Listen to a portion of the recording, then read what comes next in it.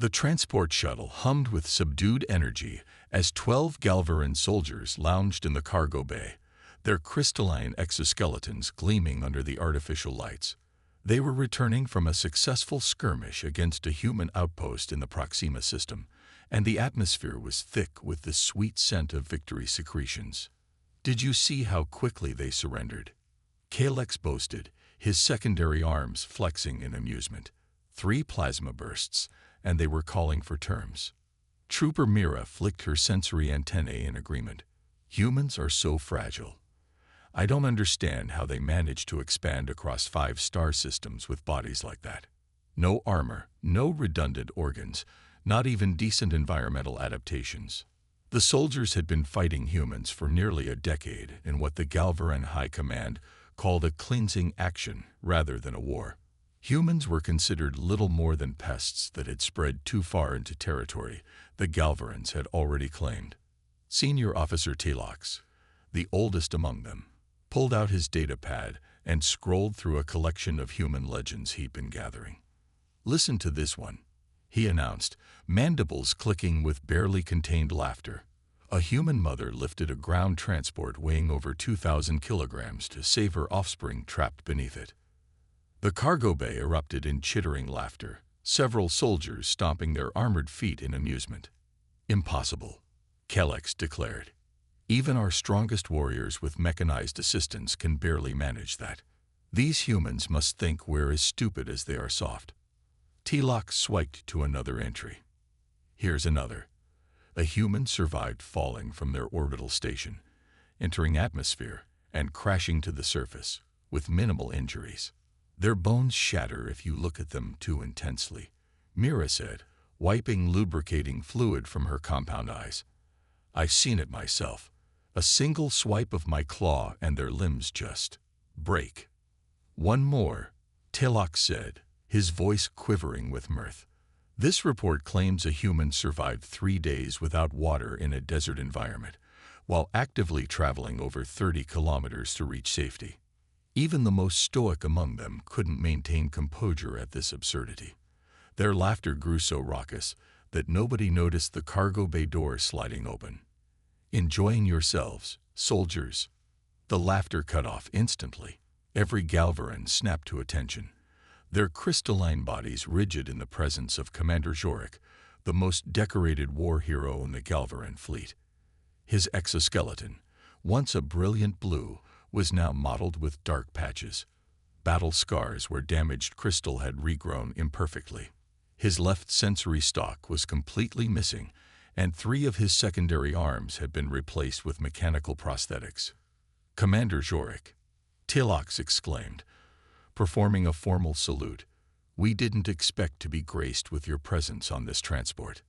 Jorik moved into the cargo bay with deliberate steps, his gaze methodically examining each soldier before landing on Telox's datapad. "What were you all finding so amusing?"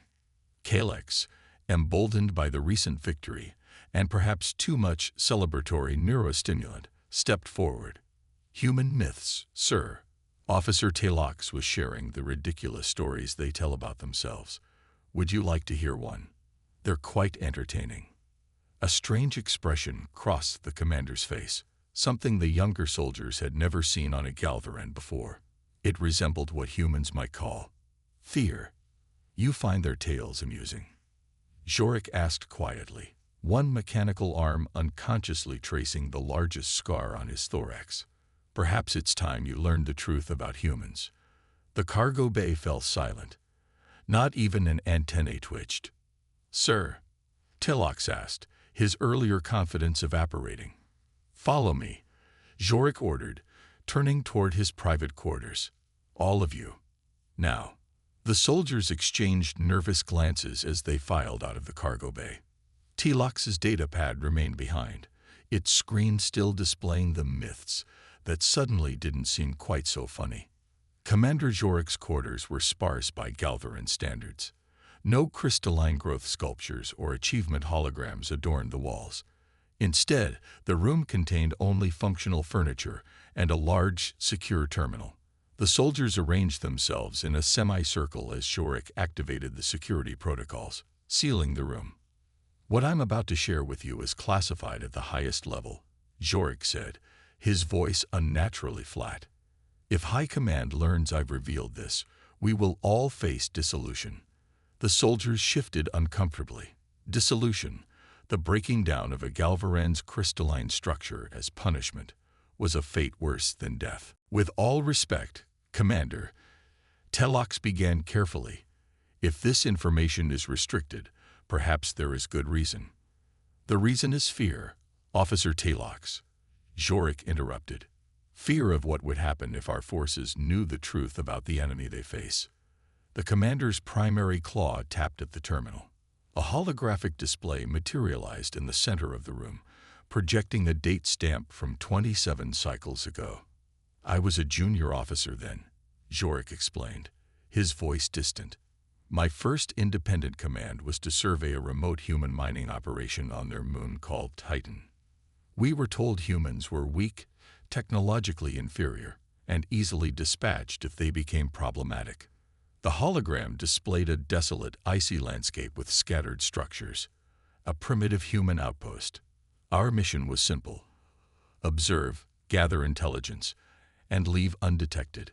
But something went catastrophically wrong. The next image showed a massive explosion, then darkness, as the recording device was damaged. A methane pocket ignited. Jorik continued. The explosion collapsed the tunnels. My team of 8 Galvarans was trapped underground with 17 human miners. The soldiers leaned forward, entranced by the first-hand account from their legendary commander. We expected the humans to panic, to die quickly in the extreme cold as their fragile life support systems failed. Jorik said quietly. Instead, they surprised us. The hologram flickered, showing grainy footage of humans organizing themselves despite their injuries. They'd moved with purpose, checking on everyone, even the Galvarans, sharing their limited supplies and medical equipment. This human, Jorik pointed to a small figure clad in orange, was their leader. Her name was Chen Wei, a mining engineer. The soldiers watched as the hologram showed Wei lifting a collapsed support beam that should have been impossible for her frame to budge. For 5 days we were trapped together, Jorik said, his voice softening with the memory. The humans never stopped working. They barely slept, even with broken bones and bleeding wounds. They kept going. The commander's mechanical arm touched the large, dark patch on his thorax. This injury should have killed me. My primary heart crystal had shattered. I was dying, and Chen Wei. He paused, seemingly struggling with the memory. She improvised a solution using their medical technology and minerals from the mine itself to stabilize my crystal structure until rescue arrived. Mira's antennae twitched in disbelief. But sir, that would require intimate knowledge of our physiology. She figured it out, trooper, Jorik said firmly. By observing, by thinking, by trying and failing and trying again. In 5 days, with no prior knowledge, she learned enough about our biology to save my life. When I returned to High Command, Jorik continued, I reported what I had seen. They dismissed my observations about human capabilities as hallucinations from crystal shock. Perhaps they were right, Commander, Calyx suggested tentatively. Crystal shock can cause significant perceptual distortions. Jorik's functioning eye narrowed. I considered that possibility, which is why I began collecting evidence. He entered another code into the terminal. Prepare yourselves. What you are about to see will change everything you thought you knew about the species we're fighting.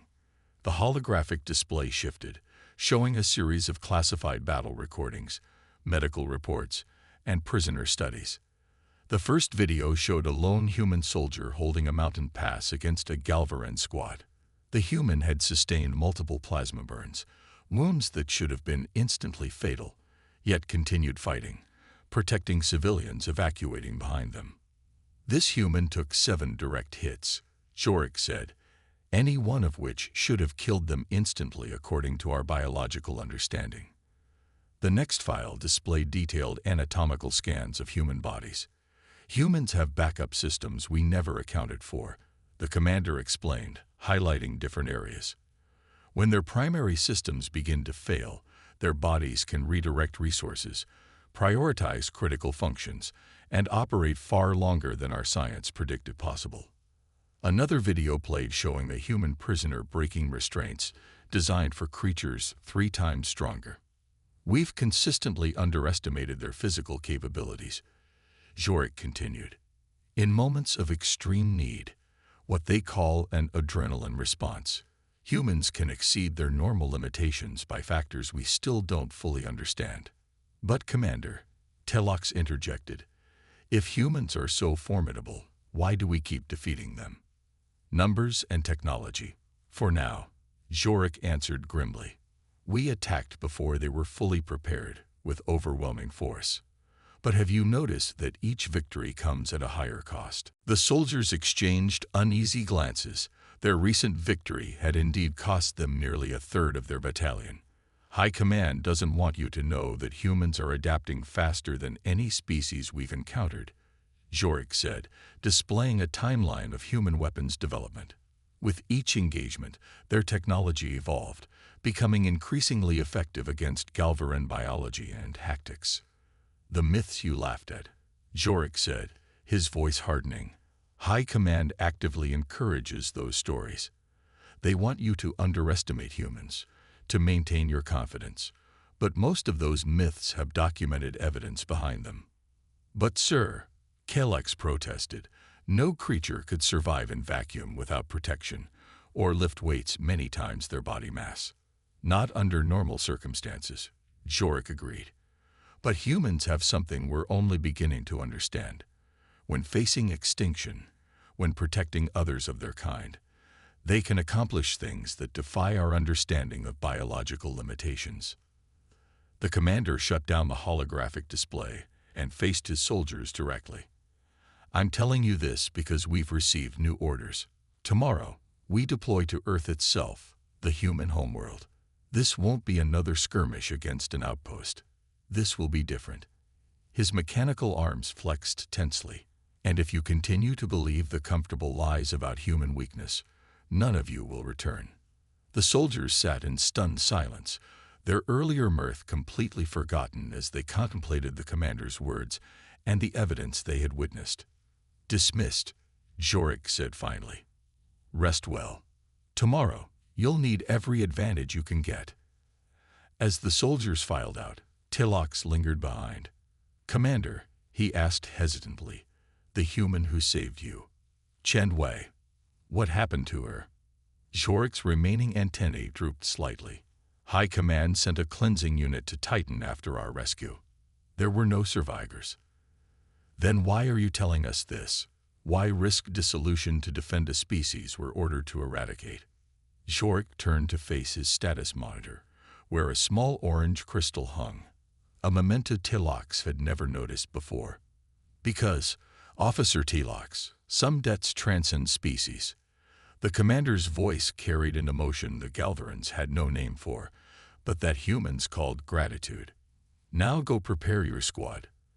They'll need a leader who understands what we're truly facing.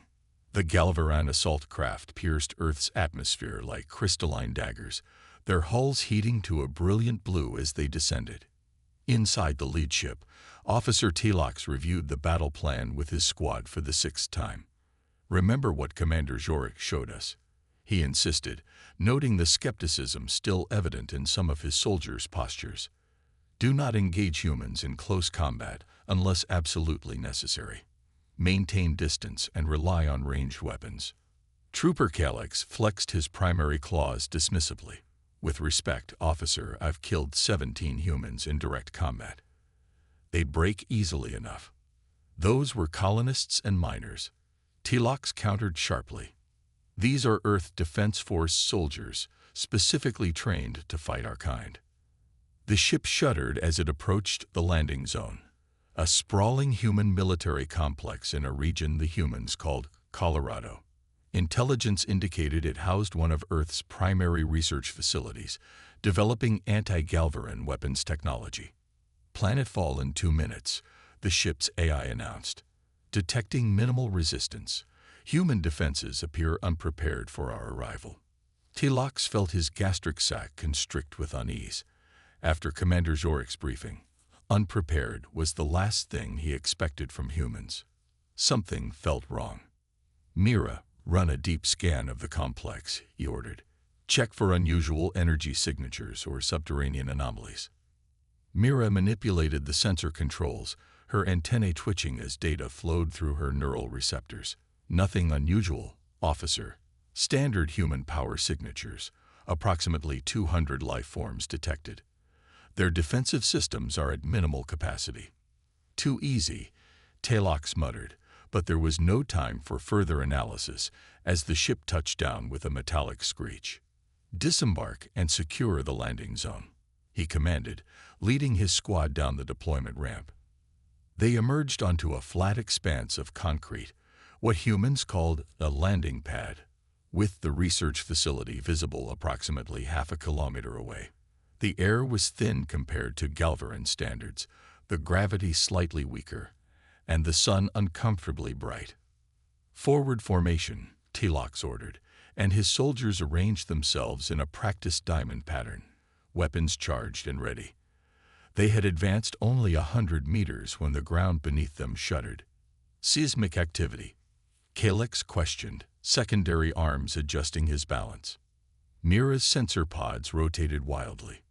No, it's... The concrete split open, revealing a network of concealed trenches. Humans in combat armor erupted from the hidden positions, firing weapons that launched specialized projectiles. Not the standard ballistic rounds the Galvarans were accustomed to, but something new. Scatter, Tlox shouted, but it was too late. The projectiles exploded in midair, releasing a fine crystalline dust that clung to the Galvarans' exoskeletons. Wherever it touched, their natural armor began to cloud and weaken. They've weaponized fracture syndrome, Tlox realized with horror, referencing a genetic disease that occasionally affected Galvaran young, causing their crystalline structures to become brittle. 3 soldiers fell immediately, their weakened exoskeletons unable to withstand follow-up attacks from conventional human weapons. The remaining squad members retreated toward the ship, only to find it surrounded by more human soldiers who had emerged from camouflaged bunkers. They knew we were coming, Mira hissed, firing her plasma caster at the approaching humans. This was a trap. Tlox opened his emergency comm channel. All units, be advised, the humans were prepared for our arrival. They have developed crystalline degradation weapons. Request immediate extraction. The only response was static, punctuated by distant explosions as the other landing ships met similar ambushes. Form a defensive perimeter. Tlox ordered his remaining 5 soldiers. Conserve energy and prepare for extended engagement. The humans, surprisingly, did not press their advantage. Instead, they maintained their positions, effectively surrounding the Galvaran squad while keeping outside optimal plasma caster range. What are they waiting for? Calyx questioned, his earlier bravado now replaced with genuine concern. As if in answer, a single human figure emerged from the main facility and walked calmly toward them. The human wore no visible armor, only a simple uniform with insignia Tlox didn't recognize. Attention Galvaran forces. The human's voice was amplified somehow, carrying clearly across the battlefield. I am General Maya Chen, Earth Defense Force. You are surrounded, your ships are disabled, and your communications have been jammed. Surrender now, and you will be treated according to interstellar conventions on prisoners of war. Tlox felt a strange vibration in his primary heart crystal, the Galvaran equivalent of a sinking feeling. Chen, could it be relation to? We will never surrender to soft-skinned primates. Calyx shouted before Tlox could stop him, firing his plasma caster at the human general. The energy bolt should have vaporized the unarmored human instantly. Instead, it splashed harmlessly against an invisible barrier surrounding her. Personal shield technology, Mira whispered in disbelief. They've miniaturized it to a wearable size. General Chen continued walking forward, completely unfazed. Your high command has been feeding you lies. You're not here to fight a war. You're here to commit genocide against a species you've been told is inferior. But as you can see, we are not as helpless as you've been led to believe. Telox hesitated, Commander Jorik's warnings echoing in his memory crystals. Stand down, he ordered his squad. Officer, you can't seriously. Galax began. I said stand down. Telox repeated forcefully. They've outmaneuvered us completely. As if to emphasize his point, the ground shook again as massive artillery pieces rose from concealed silos around the perimeter, weapons capable of reducing their position to crystalline dust in seconds. Telox stepped forward, lowering his weapon. I am Officer Telox of the Galvaran Cleansing Force. If I order my squad to surrender, what assurances do we have of our treatment? General Chen stopped a few meters away from him. Up close, Telox could see the features that made humans simultaneously so strange and so familiar, the soft exterior hiding surprising resilience beneath. You will be treated humanely, she answered. Fed, sheltered, and unharmed. In return, we expect information about your fleet positions and Galvaran military capabilities. That would be treason, Mira protested. It would be survival, Telox countered, making his decision. We surrender, General Chen. Human soldiers moved in efficiently, securing the Galvaran's weapons and fitting them with restraint devices specifically designed for their anatomy. Another indication of how prepared the humans had been. As they were being led toward the facility, Telox noticed a small orange pin on General Chen's uniform, a symbol he recognized from Commander Jorik's private quarters. General, he asked, mandibles clicking nervously, are you perhaps related to a human named Chen Wei? The general's expression shifted subtly. Chen Wei was my mother, she answered. How do you know that name? Commander Jorik spoke of her, Telox replied cautiously. He said she saved his life after a mining accident on Titan. A complex emotion passed across the human's face. Jorik, the Galvaran with the damaged thorax crystal. He survived. More than survived. He's one of our most decorated fleet commanders. General Chen was silent for several moments as they walked. My mother never made it off Titan. Your cleansing forces made sure of that. Telox felt his secondary hearts constrict with what humans might call shame. Commander Jorik didn't know until after. He keeps a small orange crystal in his quarters. I believe it was hers. The general stopped walking, her eyes, such strange, liquid organs, focusing intently on Telox. Why are you telling me this? Because I'm beginning to understand what Commander Jorik wanted us to learn, Telox answered. There's more to humans than we were taught to believe. 2 days later, Telox and his surviving squad members were brought to a secure conference room within the facility. Their restraints had been removed, though guards remained posted at all entrances. General Chen entered, accompanied by several other high-ranking humans, and, to the Galvaran's shock, Commander Jorik himself. Commander, Telox exclaimed, rising to attention. You're alive. We feared all ship commanders had been eliminated in the ambush. Jorik's crystalline face was unreadable as he approached. My ship never launched, Officer Telox. I've been on Earth for the past 17 days. Realization dawned on Telox like ice water through his circulatory system. You warned them. You betrayed the cleansing force. No, Jorik corrected firmly. I betrayed a lie. The humans were never the inferior species we were told they were. High Command has known this for decades. General Chen activated a holographic display in the center of the room. Commander Jorik has provided us with classified Galvaran records dating back 60 years. Your first contact with Earth wasn't 20 years ago as your history claims. It was much earlier. The hologram showed ancient footage of primitive human space vessels encountering Galvaran explorers. The interactions appeared peaceful, cooperative even. For 40 years, our species worked together, Jorik explained. Humans provided innovation and creative problem-solving. Galvarans contributed advanced technology and resources. It was a mutually beneficial arrangement. Then why are we at war? Mira asked, her confusion evident in the rapid twitching of her antennae. Because of this, General Chen changed the display to show a distant star system with a peculiar nebula formation. The Nexus, Zhorik identified it, a region rich in crystal-forming elements necessary for Galvaran reproduction. Exactly, Chen confirmed. When this region was discovered, your High Command decided they no longer needed human cooperation. In fact, they saw us as competitors for resources. Rather than maintain the alliance, they manufactured reasons for conflict. Calyx's crystalline structure dimmed with disbelief. That can't be true. We're fighting because humans are aggressive expansionists threatening Galvaran territory.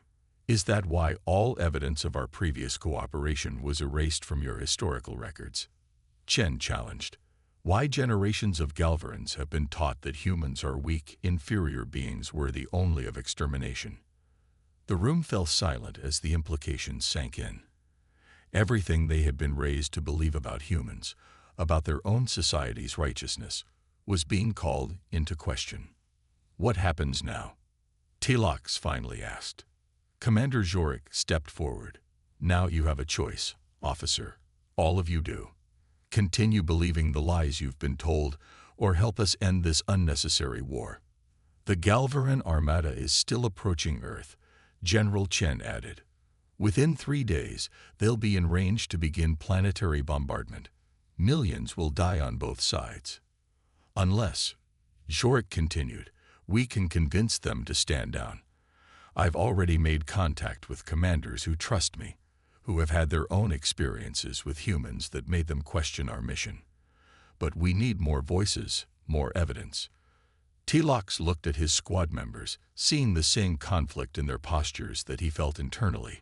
Everything they had ever known, their entire purpose as soldiers, had been based on deception.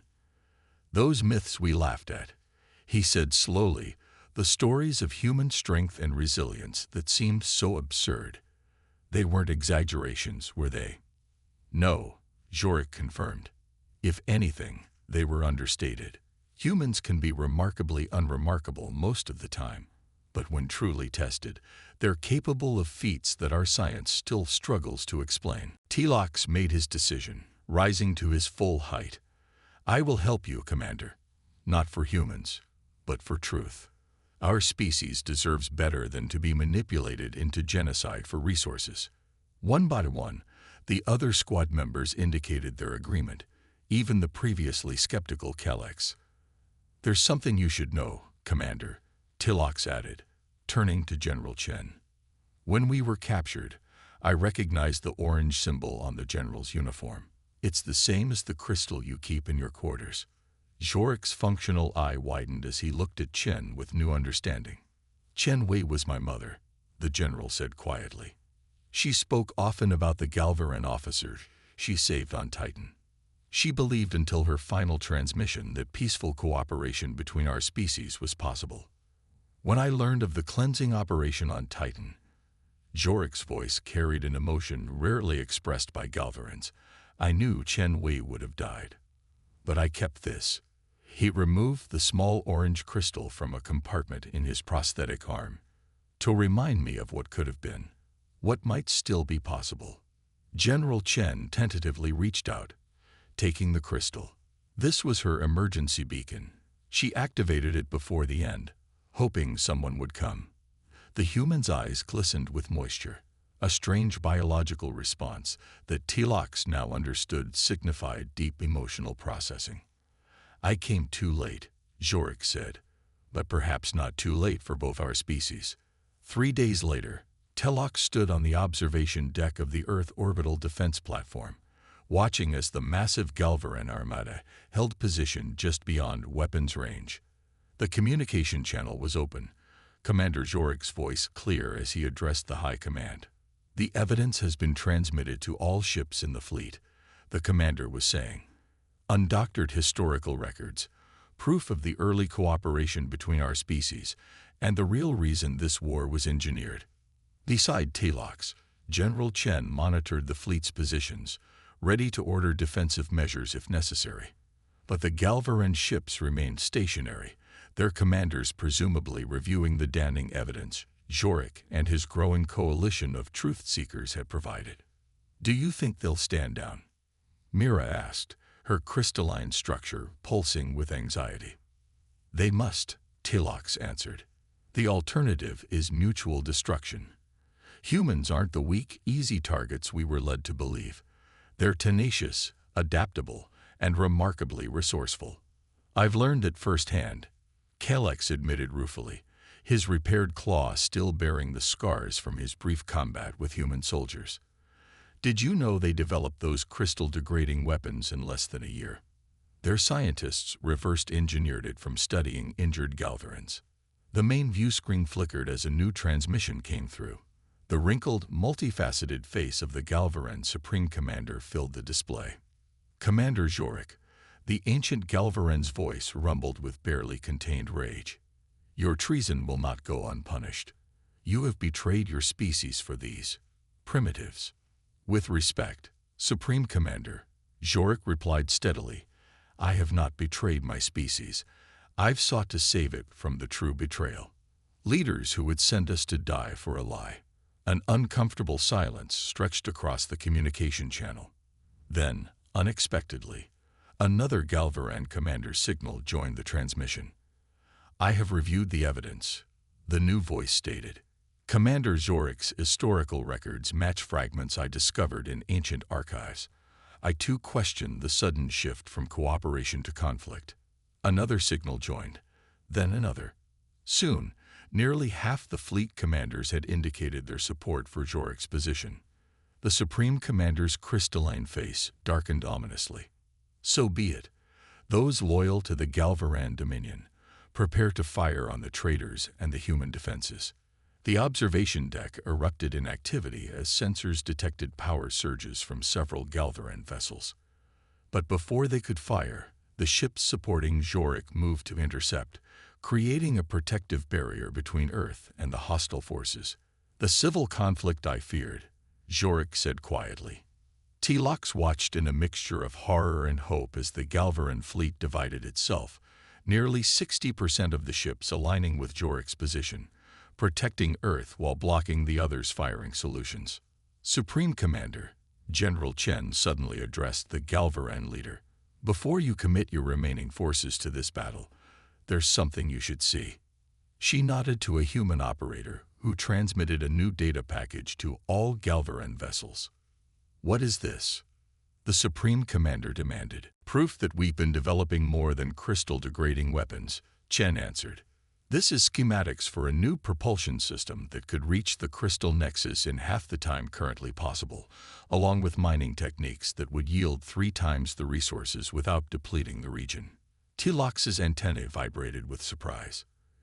"You're offering to share technology?" "Yes," Chen confirmed, "along with a proposed treaty for joint development of the nexus. There are enough resources there for both our species if we work together, just as we once did." The Supreme Commander's multifaceted eyes studied the schematics carefully. Tilox could almost see the calculations happening behind those ancient orbs, weighing the cost of a prolonged civil war against the benefits of the humans' unexpected offer. Finally, the Supreme Commander's shoulders sagged slightly, a nearly imperceptible admission of defeat to anyone who didn't understand Galvaran body language. "Stand down weapons," he ordered his remaining loyal ships. "We will consider the humans' proposal." Relief flooded through Tilox's crystalline body, his colors brightening involuntarily. Beside him, he noticed General Chen and Commander Jorik exchange a look of shared understanding. 2 individuals from vastly different species who had somehow found common ground. "It's not peace yet," Jorik cautioned as the transmission ended. "But it's a beginning. A beginning built on truth rather than convenient lies," Tilox added. "That seems like solid ground for whatever comes next." General Chen nodded, her hand unconsciously touching the orange crystal now incorporated into her uniform. "My mother used to say that understanding starts when we stop dismissing each other's impossible stories and start asking how they might be true." Tilox watched as the once threatening Galvaran fleet began to disperse, some returning to Galvaran space, others moving into stable orbits to begin diplomatic discussions. He thought about the myths they had laughed at just days earlier, and how quickly mockery had turned to respect when confronted with reality. Perhaps, he suggested, we should start collecting new stories, not just of human capabilities or Galvaran strengths, but of what we might accomplish together. Commander Zhorik's damaged face formed what might have been a smile, a gesture he had clearly learned from his time with humans. I believe Chen Wei would have approved of that project, Officer Talox. I believe she would have approved indeed.